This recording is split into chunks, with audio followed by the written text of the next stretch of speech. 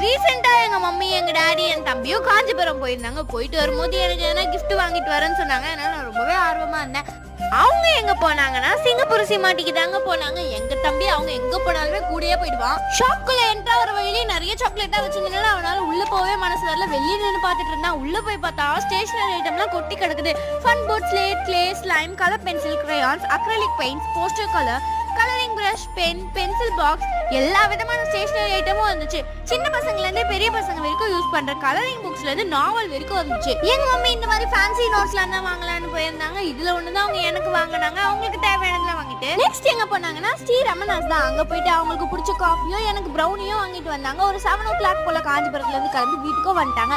Nothing is impossible, never give up. இந்த book தான் எனக்கு வாங்கிட்டு வந்தாங்க. எனக்கு இந்த புக் ரொம்பவே பிடிச்சிருந்துச்சு. ஆனா எனக்கு இதுல எழுதவே மனசு வரலங்க. நெக்ஸ்ட் சூப்பரான வீடியோல நான் உங்களை மீட் பண்றேன். Until then, bye bye friends.